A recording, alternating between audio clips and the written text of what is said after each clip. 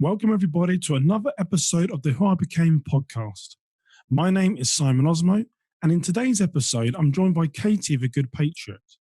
Now, Katie has a strong social media presence through her YouTube channel, The Good Patriot, having over 70,000 subscribers and millions of views on her channel. She'll share her views on everything from God, freedom, and all things patriot, especially Second Amendment rights. I found out about Katie when I saw one of her videos called "Since When Is the Government Our Saviour?" What struck me is that we all have a strong love for our country, no matter where we're from, but not all of us start a business or a social media channel to share it with others. I was intrigued as to where her passion came from. Welcome to the Who I Became podcast.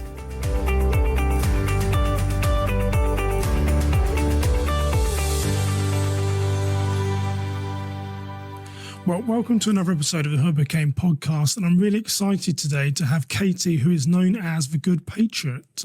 Good morning to you, Katie. Good morning, Simon. How are you? I'm very well. Well, thank you for joining me. And I know I said to you offline, but I stumbled across some of your material a little while ago, and I was thinking, wow, this woman is, she's outspoken, she's God-focused, she's working in safety. I thought I've got to meet this person, so I'm really pleased that you're taking the time to talk to me today.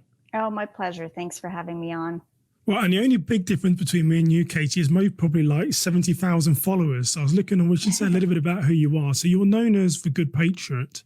And on your YouTube channel, you've got over 70,000 followers. One of the last videos which you posted had over 800,000 views. And basically each week you post videos to encourage people in their fight for faith, family and freedom. And you also operate a business under the same name as a Good Patriot, selling T-shirts and home decor and similar focus. So we're really pleased that you're taking the time to join me today.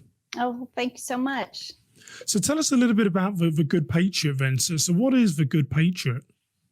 Well, it started off just as a business, and my original plan was to sell like vintage Americana. I was into kind of the rustic stuff. American Pickers type stuff. Yeah, pretty much. And I was living in California at the time. And I had, being a conservative in California, I grew up there. So it wasn't always the California it is today. And there's still a lot of patriots over there. So we have to remember that when we demonize California. But I liked old stuff and rustic stuff. And so I'm like, well, I love my country and I've got these conservative values and I love this old stuff. So I'll sell it online. And so I started dabbling on Instagram and social media, just trying to get sales for that. And at the same time, I joined a lady shooting league, and I had never really taken any shooting classes before. My family I grew up with guns, but it was never a shooter. It was more my dad and my brother's area of expertise. But I got really into shooting and I got this passion for it. And so the first evolution of my business was kind of out of that vintage, furniture and old goods and stuff, and on to more of a focus on the Second Amendment, because being in California, they were making law after law, restricting magazine capacity and certain guns and all that. And so I got into that niche of guns in the Second Amendment, and it kind of grew into different things from there. I still consider myself a gun account, even though I've kind of morphed into more political commentary. But I'm just kind of going with the flow nowadays and trying to listen to God and his promptings on what to talk about. And now that we're under full assault on so many different levels, I just feel it necessary to talk about all of them, really, kind of whatever I feel led to speak on that week or that day. And so I don't know where it's going to go, but I'm kind of enjoying the ride, and I feel like God's got me in that kind of sweet spot. I feel like he's using me and how he built me to deliver a message for faith, family, and freedom. And I'm going to keep going.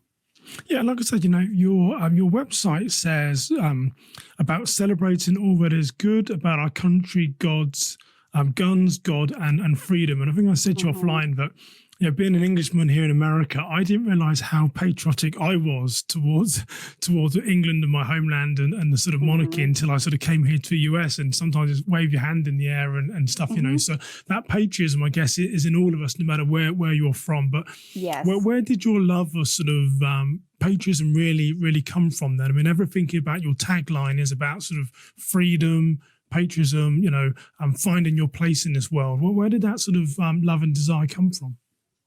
Gosh, this is my third business. My second business, it was a healthy food business called the Healthy Cowboy Kitchen. And it was very successful. And I was just working myself to death. And so I journal out a lot of my feelings about, where do I want to take this business? Do I want to open up a shop? Do I want to continue what I'm doing and whatnot? And one day I sat down and really boiled down what I wanted out of life. And the conclusion of that journal entry was that my priority was freedom. I didn't want to have obligations that took away my freedom to go to church on Sunday. I didn't want to have a job that had me working on Christmas Eve or whatnot. And so regardless of what was happening on the outside with the laws and everything, just me personally, I just have always had that priority and that desire for real freedom, and that's probably why I'm a Christian, because there is real freedom in Christ. So I just, upon self-reflection, I know that's been a desire of mine, but take all those things and then live in a state where they're saying that you have to vaccinate your children. You're not allowed to drink raw milk. Just things that are just, to me, I want to say it's common sense, but it's not that common anymore. To me, It's like, that's an assault on my basic rights of, if I want to drink raw milk from my cow, I don't have a cow. I wish I had a cow. But if I want to drink raw milk, that's my right to do so. And the fact that the government can come in and tell you that you're not allowed to drink something that humans have been drinking for millennia, to me, that's just insane. Or that you have to vaccinate your children for them to be able to go to school.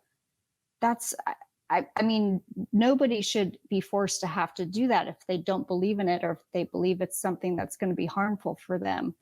So my husband and I decided to move to Texas and get out of California, which wasn't easy because I had almost 40 years there. I had a successful business. My family is still there, lots of friends. But that freedom was so important to me and us that it was worth the sacrifice. And I'm glad we did so. But in terms of, my passion for guns and shooting and the Second Amendment, if we don't have that right, then how are we supposed to protect ourselves from all the other rights that are being taken away? If we don't have guns and the government has guns, I know this is, a common argument or statement from people like me, but if you don't have the second, you can't defend anything else. So to me, I guess, and I feel like God's always given me that warrior spirit. I feel like I've had that since I was a kid. Like if I saw an injustice, I spoke up and did something. If I saw somebody being bullied, I spoke up and said something. So I just have that drive for justice. And so I can't not fight for freedom, because it's just, it would be like some singer. I cannot sing worth anything, but like a singer who sings well, not being able to sing. It's just, I just can't not. That's just where your passion is. Yeah. And like I said, the first time I saw you, and, we should say, like I said, your YouTube channel has over 70,000 subscribers, and you posted a video. I'll sort of talk about that in a little while, a couple of weeks ago. Had over 800,000 views, and most of your stuff, isn't around, 60, 70, 80, 100,000 people. So you have a big fan base that people believe in the same things as you. Were you surprised between all your social media that when you post these videos, just how it's sort of blown up and people might have similar views to you? Honestly, no, I wasn't surprised. I was surprised it took so long. And that doesn't sound humble, but I mean it in the way of, when I started out, I wanted to be different. I wanted to have original content. I wanted to speak real truths. I wanted my post to educate people. I'm older. I'm 10 to 15 years older than most women in my sector, especially the gun sector. So a lot of people, I remember an account, DC Drano, he's got a couple million followers now, I think. I remember him and I were going back and forth and messaging, and he said, like, how do you know what you know? And I'm like, I'm old. Yeah. Like, I've been around a while. And, my husband and I got married, and we decided not to have TV. So that means we've read a lot of books and watched a lot of documentaries and YouTube videos. Wow, and so those people do exist then, that don't have televisions. Yeah. And so I guess God's taken me through this journey. I've been at this for over 3.5 years. So, a lot of times, like, a country music star will have their first hit and everyone will be like, oh my goodness, they're an overnight success. And it's like, no, they've actually been singing in little bars for 10 years. That's kind of how I was, and I still don't consider my accounts to be huge, but they are a blessing. But it was such a turtle crawl to get to where I'm at today. But I know why God did that. And I think it's because he knew what was coming, and that I was going to have to develop skills and strength to handle that, because it's not easy when you put out a video and you have people sending you threats on your life, or the insults are constant. And God got me to a place where I am completely numb to things like that. And if I had overnight success or things came easy, I wouldn't have developed that thick skin, and I wouldn't have developed those skills to navigate platforms that don't like me. I mean, that video you spoke of that had over 800,000 views, that had over 500,000 views on Facebook before it was taken down for hate speech. But that was under a complete shadow ban. My page was not coming up. People were not able to share it. People were sharing. That was only them sharing it through their direct messages to friends. And so that video probably would have had naturally a couple million views, which is awesome. But well, let's come on to that, because there was another question I wanted to have about sort of, you mentioned that you're a bit older than other females that might be in the gun sort of market and stuff, and then so maybe we can sort of draw that out. But the particular video that you are talking about is titled "Why We Should Never Apologize for Our Race." And for me, even being a Black English guy here in America, even I found it fascinating by some of your views. And I think one of the things that I would say is that a good friend of mine lives in China, and he's very outspoken about sort of race and where the sort of the world is right now. And, he's getting a lot of sort of, maybe not the hate crime that you're getting, but he's getting a lot of negativity and messages on Facebook, and when he sounds off against me, well, he's been a friend of mine for 20 years. I know he's not racist. He's just entitled to his point of view, So I think the one thing that I see about your message is that I love how outspoken you are, and you articulate your point, and it's evidence-based. It's not just sort of ramblings, what you say, but you are very controversial in some of the things, some of the topics that you cover, where many women even might shy away from. A lot of guys might think I'm not going there, but maybe let's talk about that one then.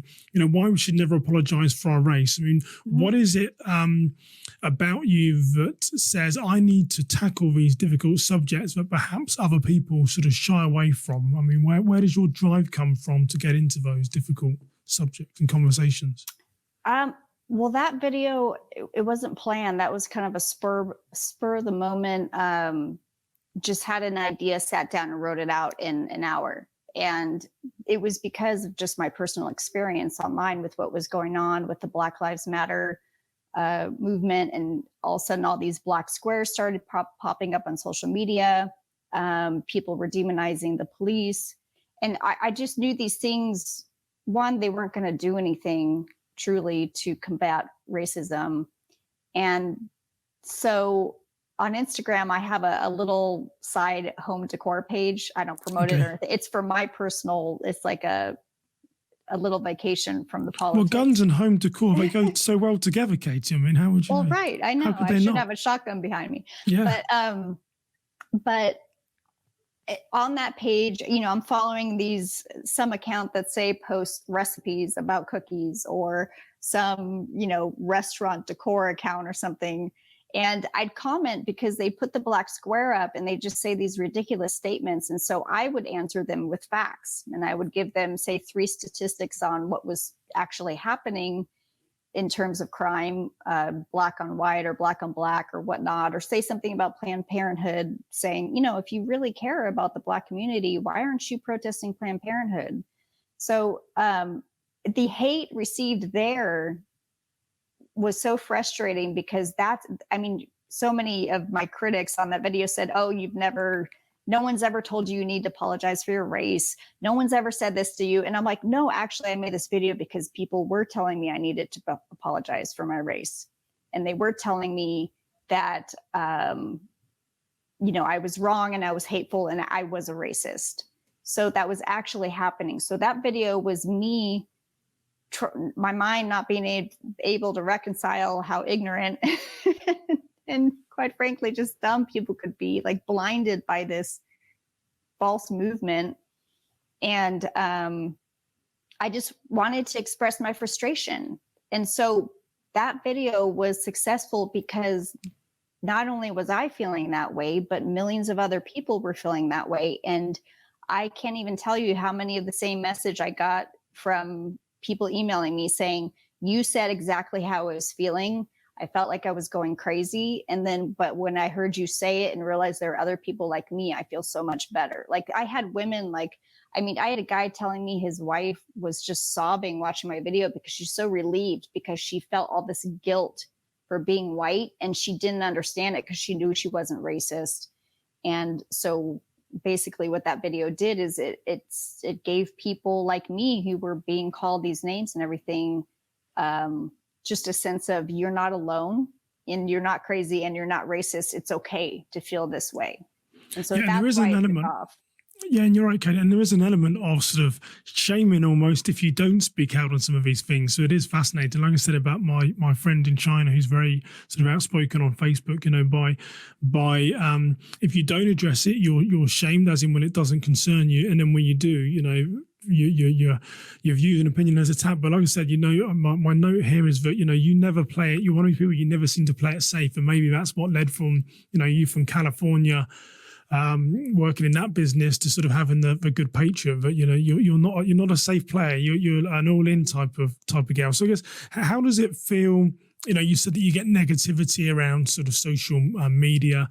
How do you feel being a sort of not a lone female in this type of industry around sort of patriotism and firearms and the Second Amendment?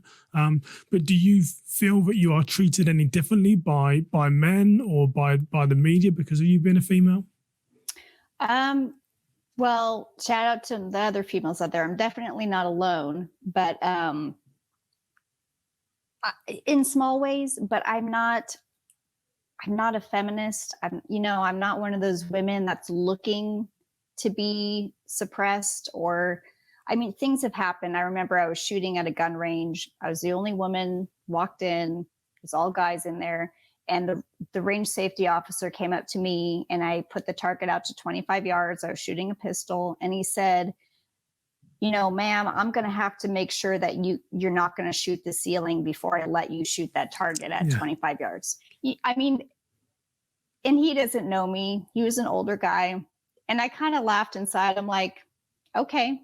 So I shot the target at 25 yards, and it was a really good shot. And I'm not going to say whether or not that was luck or skill, but I knew I was definitely not going to shoot the ceiling. I was practicing pretty heavily then, and so little things like that. But I went away and kind of chuckled at it. I didn't go get home, get on social media, and be like, oh my gosh, you're not going to believe this, or take out my phone and video him and being like, hey, it was just silly. And after that, I remember I went back to the range a few times, and when he saw me, he was excited to see me, and you could tell that because he felt safe. Then he felt safe that you weren't. Yeah, I know, but I earned his respect. Now, do women sometimes in this industry have to earn the respect instead of just having it?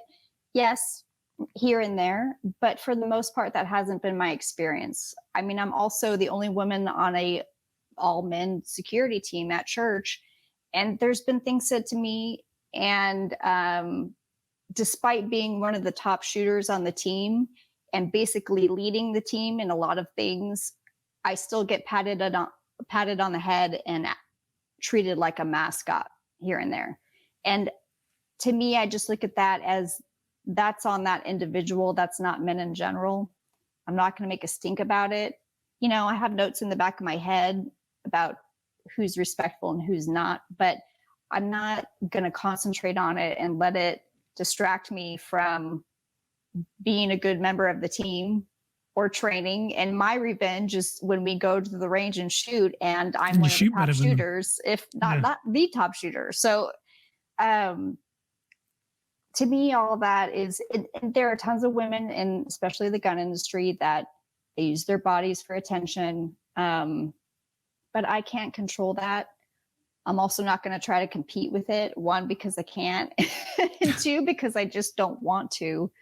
But that's their choice. And if they want a bunch of men following them just to look at their bodies, well, okay, again, that's their choice. That's not what I want. I want a quality online family that is serious about defending our rights and passionate about shooting sports. So, So I know there's a couple of statements on your website. I think one, you say that you got tired of seeing all the guys in the gun industry having all the fun. That's one of the reasons why you got into it. And you're not a feminist, but you got fed up with people using the F-bomb and those trashy dress scales that you sort of mentioned. So I guess what you're sort of really saying to me is that you have felt a sort of an unconscious bias by men towards you, perhaps, and you do realize there's a difference, but you just look past it. You just carry on and keep doing your thing. Yes. And part of that, when I started doing videos in general, they were all funny gun skits. And like I said, my business has evolved and the videos have evolved into different things according to the times. But I saw there were, Black Rifle Coffee was making some funny gun skits. An account I really love is the Man Spot, and he was doing these funny videos.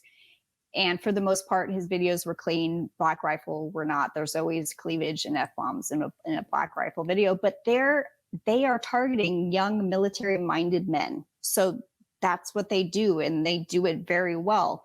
But as a woman in the gun industry, I would see these videos and be like, man, that was kind of funny, but it would have been even more funny if they did this. Or there were just no women at all doing funny gun skits. And I had a couple ideas. So I had one friend that I thought could help me out. I met her for coffee one day and said, I kind of have this crazy idea about a video called Gun Bunny Rehab, where we take those kind of skanky women and we rehab them and make them into serious, respectable shooters. And she was down, and I bought the camera. I got the editing program, which was just totally overwhelming. I had no clue what I was doing. And we made our first video with another girl. And it was really successful at the time. At the time, I think I had 1,000 followers, and I got 50,000 views on Facebook. So we were like, oh my gosh, this is amazing. And I just, that's, I got a little taste of that fun and success, and I wanted more. So I kept going. But I looked at those guys making the videos, and I just said, I want to be the girl making those videos, except they're not going to be trashy. I'm not saying that I don't ever release an F-bomb here and there. I'm working on it. Just there's a lot of frustration going on in the world, and I don't have many vices. So once in a while, it slips. But that's certainly not going to make an appearance in my videos, because I want them to be watched by everybody. But yeah, so I just set out to be the female in the industry. And, if other females follow and they want to do funny skits, great. I don't know. The market's there, You're inviting other people into your space. I like it. Yeah. But one of the other things that I wanted to touch on was that you say that it's your pleasure and duty to provide an outlet for your freedom and laughter of encouragement for your freedom. So there's always a big theme of freedom in everything you do. So what does it mean to you to sort of for this freedom? What does it mean? Well, a lot of these subjects are super heavy, and there's so much heaviness. You're not going to watch CNN or Fox News or wherever you get your mainstream news, and you're not going to, most YouTube videos, when they talk about this stuff, we're replaying horrible scenes of, people beating each other up or shooting each other and whatnot. And when you're talking about tyranny or freedom, I mean, that's a scary thing. Nobody wants their world to change or upset. And especially Americans, we've had it pretty easy for a very long time. And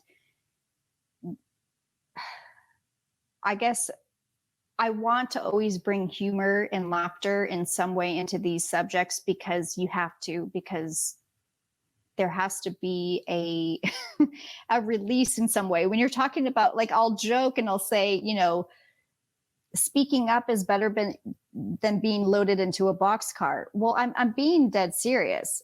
Like, if we don't speak up, eventually that is where tyranny goes.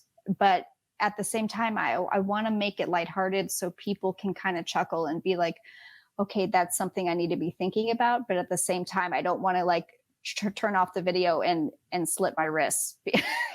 Like, you have to bring that element, and humor is relatable. Like, I've always been very willing to make fun of myself or make myself look silly and dumb to try to make people laugh.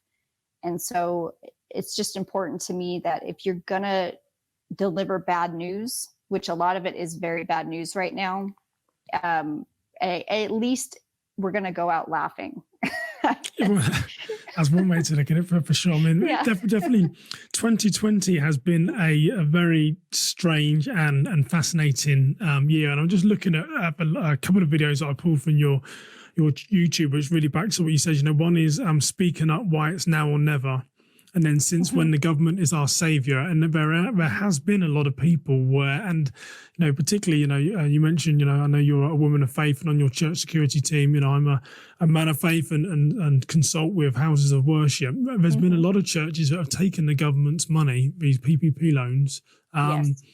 And then it's sort of, it can be hard to sort of process some of this. So again, I can see why you are talking about things which a lot of people just tend to sort of want to push aside because it's too controversial. No one's really challenging the norms. And no matter where you are right now, everyone's got a strong opinion as to, is COVID a real thing? Are the government overstepping? Should the kids be in schools? It's very, very challenging. So, I mean, when you look at that one in particular about, since when is the government our savior? What led you to create that video and put yourself out there as sort of saying that, we're giving the government too much power?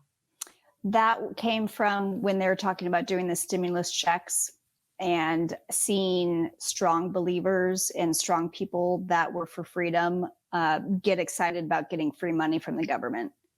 And that to me was, I don't want to say it was shocking. Nothing's really shocking these days, but it was very disappointing to see people that I thought were pretty grounded in freedom and not relying on the government and not making the government our savior. People who believed in hard work, people that claimed that they would make sacrifices in order to protect our freedoms, roll over at the thought of a $1,200 check. And so that was the frustration of, whoa. Like, let's take a step back here. Like, what is going on? Like, since when is it okay to take free money from the government? They put us in this position. It may be their fault, but let's use our brains. Let's band together. Let's get the churches involved to take care of their church families and communities. Let's help each other through this and not give the government just one more excuse to have something to lord over this or us, or, one more excuse to grow bigger, one more excuse to put us more in debt as a nation. I mean, all that money is that's our money. That's not their money. That comes from our taxes and it's not even being printed. It's just being entered into a computer. That money is just weakening our dollar. So with all these things in the back of my mind, that was really, like most of my videos, really just a personal vent of guys, you're not, you're kind of embarrassing. Like, and I say that with respect to those, that didn't do that, but it is embarrassing if you're for freedom or you're not. Either you're going to depend on Christ as a Christian or you're not. And to me, it was like my people in the family were selling out for $1,200. I got that check, months later, and I used it. I just did a giveaway. I used it to buy a really nice gun and a fingerprint activated holster safe. And I did a giveaway and used that money because I just don't believe in taking it and being like, yay, thanks, government. And so I know we sort of touched on this earlier, Ben, but I guess there's a couple of things that come to my mind is, why can you not speak on these subjects, and why do you have to sort of comment on some of these? What is there inside you? Is it the fact that you have to fight for the underdog? You're doing what is right? Is it because you love this country? What makes you have to talk about these controversial, maybe not controversial, Katie, but these subjects where a lot of people shy away from? I guess because I just serve an audience of one. I serve God, and it's not like I was born with that attitude. I mean, I'm 42 years old. That's a lot of life where I've learned to disassociate my worth with what people think of me. And what's going on behind the scenes, and the seriousness of the attacks that are going on right now with our freedom. That's what drives me. It's like, it's not a game. It's not funny. I don't think that it's going to necessarily get better for a very long time, if it ever does. But I'm not going to lay down and let it happen. I'm going to fight it all the way. And I guess ultimately the foundation of why I just speak on how I feel and I don't worry about what's going to happen is, one, I know where I'm going if I die. And I know that this life is so quick compared to eternity. And I want others to go with me to that place. And so some things may be offensive, even to Christians, but we are in a very serious battle right now. And so if I see my Christian brothers and sisters or other people doing things that are going to ultimately lead to their demise in some way or into a loss of more freedoms, then I'm going to say something. I can't not. And I hold I think across my channels, I maybe have like 170,000 followers, but I hold it very like this. If it goes away tomorrow, then it goes away tomorrow, and God will have a different plan. And in some ways, sometimes I yearn for it to go away so I can have a day off and like not think about it. I know you got to keep churning out material when you get successful. But you can't hold on to these things like with a tight grip, especially as a conservative or a pro-gun person or a pro-freedom person on big tech social media. They're not our friends. They don't want us to spread this message. And all these people are putting all their eggs in this one basket, or all their eggs on Instagram or YouTube or whatnot. And then they're just devastated when it gets shut down. But to me, I almost expect it. And I guess that's why I'm not afraid anymore, because I've gone through the mental gymnastics of, wow, that would really stink, putting in 3.5 years of work to have it gone overnight. But at the same time, I've seen God come through for me so many times before that I expect him to do it again. And maybe it won't be through social media. That's why I gather emails on my website, because if I get shut down tomorrow, I still right now have 15,000 names. I can email and say, okay, I'm still here. This is what we're going to do going forward. But it's not, I guess I've already been through the days where I've cried over the thought of losing everything. But I faced my fear, and now I'm not afraid of it. I talked to that with God. Part about freedom, but I guess, maybe you can help me understand this because, coming from England where, guns are pretty much, outlawed apart from sort of shotguns and some hunting rifles, so I've not been raised around firearms, but I did serve for 14 years in law enforcement. So I know the dangers when they're in the wrong hands, that's for sure, and since I've moved here to the US, I've got a shotgun, ARs, and, I take my son, who's 9-year-old, he comes with me because it's important for him to learn. So I very much embrace the American culture and I smile because I have a great enjoyment about it. There's something quite soothing about shooting a gun and, and sort of being able to protect yourself. But one thing I've never quite understood is I know you have a strong passion for the Second Amendment, but if there's tied to gun controls, how does that remove some of my freedom? I mean, like I said, maybe being a foreign national and sort of not raised around guns, you can sort of give me your view on that. But how was sort of tied to gun control? How does that remove the sort of the right to bear arms? I mean, if we have more gun control, how does that restrict us? Freedom, yeah. Well, basically, I'm assuming you wouldn't want that. I haven't actually asked the question, but from your tone, I'm assuming you wouldn't want gun controls that prevent people from owning certain types of firearms. No, and I already think what we have is already way too much. And I understand that may be shocking to some people, especially from Europe and Great Britain and all, but and especially if you haven't grown up around it, you're not used to it. It's not normal. It's kind of like my husband didn't grow up around dogs. So if there's like a big pit bull or something, he's more apt to be afraid of it because he's just not used to it. So I get. Well, I guess how does that impact your freedom then, Katie? I guess if there is ties of control, how does that impact the sort of freedom, which is sort of a big part of it, because you can't, it comes down to, you can't defend yourself against a military style rifle with a revolver. In a revolver, it's a slower gun. You've only got 6 to 8 rounds in there. And then the other guy that's coming at you is going to have a rifle that has it's more accurate.